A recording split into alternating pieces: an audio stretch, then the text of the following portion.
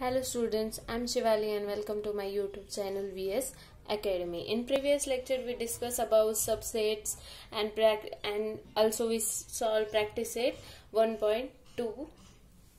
In this lecture we are going to study operations on sets. What is आपण कोणते कोणते operations करतो सेटवर, जसे की intersection of two sets, union of two sets आणि डिसजॉइंट सेट, हे सगळं काय असतं ते ह्या लेक्चर मध्ये आपण अभ्यासणार आहोत. ओके, तर पाहूया की फर्स्ट आपला पॉइंट काय, intersection of two sets. Intersection of two sets म्हणजे काय, सपोज तुम्हाला दोन सेट दिलेले आहेत, त्याची डेफिनेशन काय असते, the intersection of two sets A and B is the set of common elements of uh, म्हणजे काय तर ए आणि बी, सपोज हे दोन सेट दिलेले आहेत, 1 2 3 4 5 आणि बी हा एक सेट दिलेला आहे, त्यात आहेत 4 6 7 8 सपोज. आता ह्यांचं इंटरसेक्शन म्हणजे काय, तर त्यांनी डेफिनेशन मध्ये काय सांगितले की दोघातले कॉमन एलिमेंट. ओके, आता मग ह्याला डिनोट कसं करतात, ह्या दोघातले कॉमन एलिमेंट कोणते आहेत, 4 5 ह्या दोघात हे दोन एलिमेंट कॉमन आहेत. तर मग हे दोन एलिमेंट कॉमन आहेत म्हणजे ए आणि बी मधले कॉमन एलिमेंट कसे झाले, 4 आणि 5. म्हणजे intersection of the set two set 4 आणि 5 आपल्याला मिळालं. तर ते दर्शवणार कसं, तर त्याला आपण असं म्हणतो, सिम्बॉलिकली याला स्मॉल एन सारखं असं लिहितात. म्हणजे intersection of this to sets ए आणि बी इज इक्वल्स टू काय येणार, 4, 5. हे झालं. तर हे झाले intersection of two sets. Okay, आता याला वेन डायग्रामनी कसं दाखवतात बरं, तर ह्याला वेन डायग्रामनी सपोज असं दाखवतात, ए हा एक सेट आहे, यात कुठले कुठले एलिमेंट आहेत, 1 2 3 4 5 आणि बी हा एक सेट आहे, 6 7 8. कळते, हा झाला सेट बी, हा बी हा ए. ओके, ह्याला असं बाहेर लिहूया बी. तर ह्या दोघातले हे जो कॉमन आहे त्यात काय 4 आणि 5, ह्यालाच आपण इंटरसेक्शन ऑफ टू सेट्स असं म्हणतो. आता पुढे जाऊया, युनियन ऑफ टू सेट्स म्हणजे काय, की युनियन ऑफ टू सेट्स म्हणजे काय, तर बघा आता ह्यातच युनियन ऑफ टू सेट्सची डेफिनेशन काय, the union of two sets A and B is a set which contain of all the elements of set A and all the element of set B. म्हणजे काय, तर जेव्हा तुम्हाला असं सांगितलं जातं की ह्या दोन सेटचा युनियन काय, तर हे कॉमन एलिमेंट तर येणारच, पण हे जे अनकॉमन आहेत ते पण येणार सपोज, आणि त्याला डिनोट असं करतात, युनियन आहे म्हणून हे असं यू. ओके, इंटरसेक्शन आहे तर हे असं एन. ओके, तर ह्याला डिनोट कसं करतात, सगळे एलिमेंट, ह्याच्यातले सगळे एलिमेंट, ह्याच्यातले सगळे एलिमेंट. ओके, 1 2 3. आता फक्त हे जे डबल आहेत ते डबल नाही लिहायचे, एकदाच लिहायचे, 6 7 आणि 8. कळते, हे झालं युनियन ऑफ ए अँड बी. आणि इंटरसेक्शन ऑफ ए अँड बी फक्त कॉमन एलिमेंट घ्यायचे, पण युनियन ऑफ ए अँड बी काय करायचं, फक्त सगळे एलिमेंट घ्यायचे, फक्त जे डबल आहेत म्हणजे ह्यात पण आहे ह्यात पण आहे ते एकदाच लिहायचे. कळते, तर आता आपण पुढे जाऊया, डिसजॉइंट सेट म्हणजे काय. डिसजॉइंट सेट म्हणजे असे सेट ज्यांचं म्हणजे असे, सपोज हा एक सेट घेतला आपण, जाऊ द्या आपण एक्स घेऊया, एक्स हा एक सेट आहे, त्यात ए बी सी आहे, आणि वाय हा एक सेट आहे, त्यात एक्स वाय झेड आहे. या दोघात काहीतरी कॉमन आहे का, नाहीये. म्हणजेच ह्याचं इंटरसेक्शन जर तुम्हाला कोणी काढायला सांगितलं तर काय येईल बरं, या दोघात एक पण कॉमन नाहीये, म्हणजे ह्याच्यात खुल्ला सेट येईल. म्हणजेच और आपण असं म्हणू की ह्यांचा एम्प्टी सेट भेटतो. ज्या दोन सेटचं इंटरसेक्शन एम्प्टी येतं त्या दोन सेटला आपण डिसजॉइंट सेट म्हणतो. कळते, याला आपण डिसजॉइंट सेट म्हणतो. ह्याला आपण डिसजॉईंट सेट म्हणता येईल का? नाही म्हणता येणार, कारण इंटरसेक्शन मध्ये काहीतरी भेटलं म्हणजे ते डिसजॉईंट सेट नाहीयेत. ओके, कळते? हे झालं डिसजॉईंट सेट विषयी. तर ह्या तिन्ही गोष्टी जर तुम्हाला कळाल्या असतील तर आता आपण पुढे काही रूल्स आहेत इंटरसेक्शन आणि युनियनचे. तर बघा, आता बघा, ए इंटरसेक्शन म्हणजे ए मधले कॉमन एलिमेंट आणि बी मधले कॉमन एलिमेंट जे येतील, सपोज ए इंटरसेक्शन बी जे येईल तेच बी इंटरसेक्शन ए येईल. ओके, त्यामुळे हा रूल फर्स्ट झाला. आता युनियनचं पण same. Okay, A union B जे आहे तेच बी युनियन ए मध्ये पण येणार, म्हणजे ह्या दोन्ही मधले एलिमेंट घेणारच आहोत. तर बी युनियन ए मध्ये काय येणार? 4, 5, 6, 7, 8 आणि मग नंतर 1, 2, 3, म्हणजे एकूण एक काय, मागं पुढे जरी झालं तरी हा सेट पूर्ण एकच येणार आहे. ओके, त्यामुळं ह्या दोघांची व्हॅल्यू इक्वल सेट, म्हणजे ह्याला इक्वल सेट म्हणू. ह्याचा जो सेट येईल तोच ह्याचा पण सेट येईल. ओके, म्हणजे ह्याच्यातले एलिमेंट सेम असतील म्हणजे तो इक्वल सेट असेल, म्हणून आपण हे इक्वलचं साइन दिले. कळते? आता बघा, suppose A is a subset of B असेल. आता बघा, A is a subset of B असेल. ए सबसेट आहे बी चा, म्हणजे ए मधले सगळे एलिमेंट बी मध्ये जायला पाहिजे. तर ए कसा पाहिजे? सपोज 1, 2 आहे आणि बी असा 1, 2, 3 आणि 4. ओके, हा सपोज सेट आहे. तर हा झाला A is a subset of B. Then A intersection B is काय येणार? काय येईल बरं? 1, 2. ए इंटरसेक्शन बी, ह्या दोन्हीतले कॉमन एलिमेंट काय येतील? पूर्ण ए सेट येईल ना. ए सबसेट आहे म्हणजे ए पूर्णपणे बी मध्ये जातो, म्हणजेच तो पूर्णला पूर्ण सेट येईल. ओके, म्हणजेच त्याची व्हॅल्यू कशी आली असती? 1 आणि 2 आली असती. आणि 1 आणि 2 आपण ह्याच सेटला काय नाव दिले? ए असं नाव दिले, म्हणजेच A. That is means A intersection B is A. Okay, तर पहा, आता बघा, हे झालं इंटरसेक्शनचं. आता बघू आपण नेक्स्ट प्रॉपर्टी. ओके, आता प्रॉपर्टीज, ह्या पुढच्या प्रॉपर्टीज बघूया. ही झाली आपली सेकंड वन. आता आपण लगेच युनियनची प्रॉपर्टी बघून घेऊया का? ह्याच्या बरोबरच लगेच युनियनची काय? If A is a subset of B. आता इथं दिले तसं A is a subset of B. Then आता बघा बरं, ए युनियन बी काय येईल? ए युनियन बी काय येईल? आपल्याला असं भेटेल, A union B is equals to 1, 2, 3, 4. Common element घेतो का आपण? नाही. ह्यातले सगळे येतात, ह्यातले सगळे आले, ह्यातले सगळे आले आणि ह्यातले सगळे आले, म्हणजेच काय? आपल्याला सेट बी भेटला. ओके, कळते? जर इंटरसेक्शन असेल तर ए येईल आणि युनियन असेल तर बी येईल. म्हणजे जो सबसेट आहे ए हा सबसेट आहे कुणाचा? बीचा.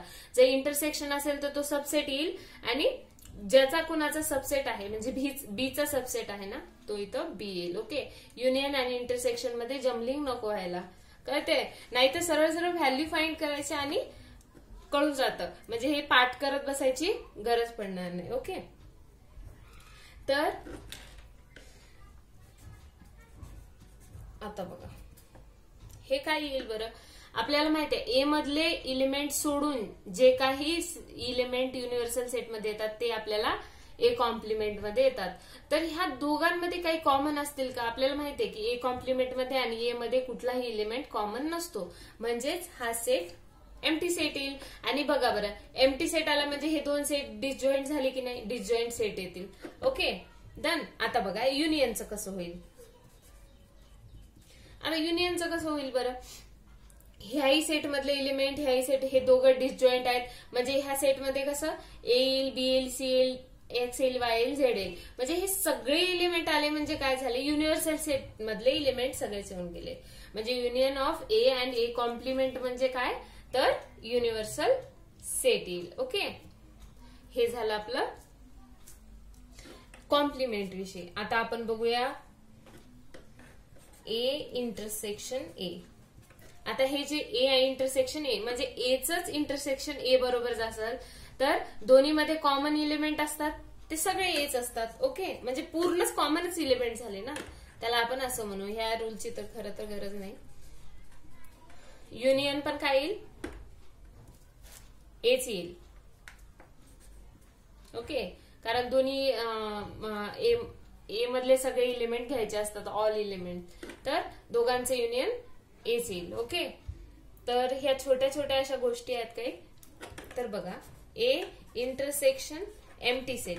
एचं इंटरसेक्शन एखाद्या एम्प्टी सेट बरोबर आलं तर काय भेटेल आपल्याला, एम्प्टी सेटच भेटेल. कारण एम्प्टी सेट मध्ये कुठला इलिमेंटच नसेल जो की ए मधला, म्हणजे ह्या दोघांमध्ये कॉमन असायला यात काहीतरी इलिमेंट तर पाहिजे, इलिमेंटच नसेल तर कॉमन कसं येणार, म्हणून हा एम्प्टी सेट येईल. आता या दोघांचं युनियन काय येईल बरं, युनियन पूर्ण ए सेट येऊन जाईल, कारण यात कुठला इलिमेंट नाहीये आणि ए मधले सगळे इलिमेंट आपण घेतो. युनियन म्हणजे काय, ह्या दोन्ही मधले सगळे इलिमेंट घेणार, म्हणजेच काय तर ए सेट आणि एम्प्टी सेट. एम्प्टी सेट मध्ये काही नसल्यामुळे इथं उरला काय, फक्त ए सेट. ओके, कळते.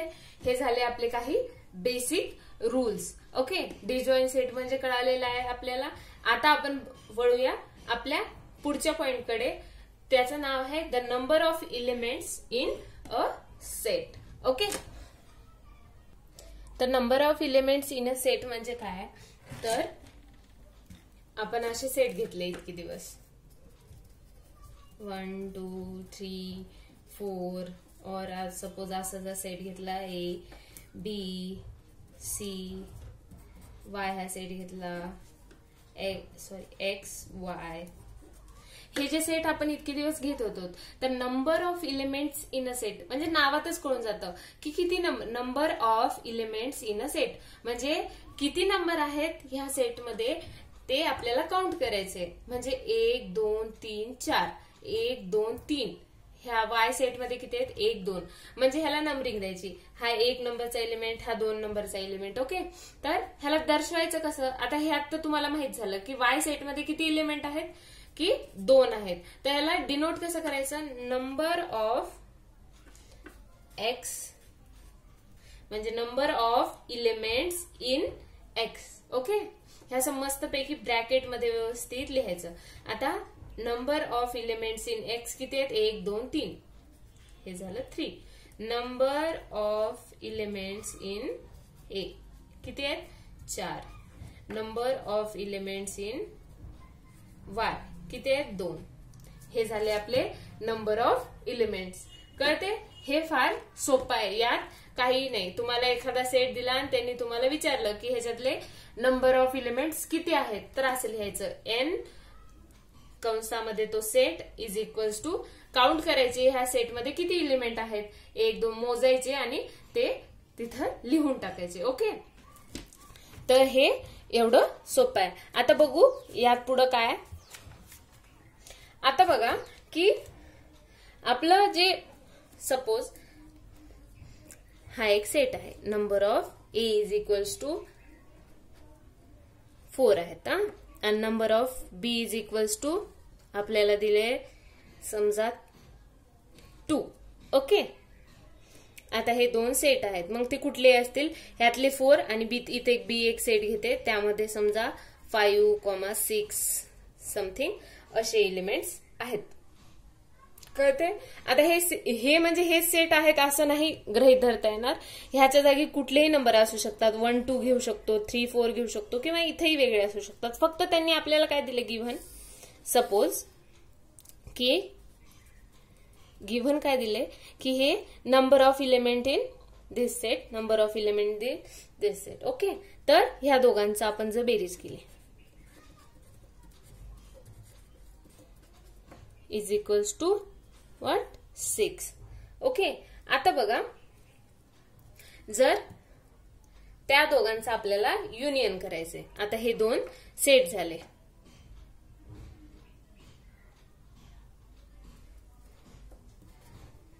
बेटा मी इथं नवीनच घेते, 1 2 3 4 आणि बी हा एक सेट आहे 4 आणि 5. हे झाले सेट. ओके, आता ह्याचं नंबर ऑफ एलिमेंट्स दिलेत आपल्याला. आता आपण काउंट केले की 6 आहेत, काय त्यांचं ऍडिशन हे 6 आले. तर आता बघू ए युनियन काय येणार बरं ह्या दोघांचं? युनियन काय येईल? 1 2 3 4, यात पण 4 आहे, 4 लिहायची डबल गरज नाही. ओके. आणि ए इंटरसेक्शन काय येईल? किती येईल? इंटरसेक्शन कॉमन एकच एलिमेंट आहे, 4च येईल. म्हणजेच काय? Number of A union B is equals to किती आलं? 1 2 3 4 5. ओके. आणि number of A intersection B is equals to 1 आले. तर बघा, तुम्हाला काही लक्षात येते का? काही कळते की ह्या दोघांची बेरीज आणि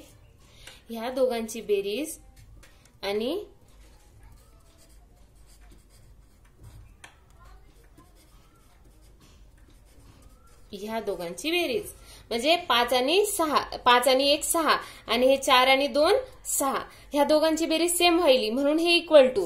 आता बघा, आता समजा तुम्हाला कधीही गरज पडली, तुम्हाला ह्या दोघांचे युनियन काढले, तुम्हाला जर असे एलिमेंट नाही दिले सपोज, आणि तुम्ही कुठे कॅल्क्युलेट करत बसणार, कुठे सॉल्व्ह करणार, मोठे मोठे गणित असतील, तेव्हा तुम्हाला जर फक्त त्यांनी हे आकडे दिले असतील तर तुम्हाला ह्या फॉर्म्युल्याच्या मदतीने भरपूर असं काही सॉल्व्ह. सपोज त्यांनी तुम्हाला नंबर ऑफ म्हणजे नंबर ऑफ सेट ए चे इज इक्वल्स टू 4 दिले आणि 2 दिले, आणि ह्या सेट जर दिला नाहीये आणि तुम्हाला इंटरसेक्शन 1 सांगितले, तर तुम्हाला ह्याची व्हॅल्यू काढता येते. कारण कुठल्याही 3 व्हॅल्यू माहिती असतील तर एक व्हॅल्यू काढता येते. ओके. समजा तुम्हाला ही व्हॅल्यू काढायची, तर हा फॉर्म्युला असा बनेल, इज इक्वल्स टू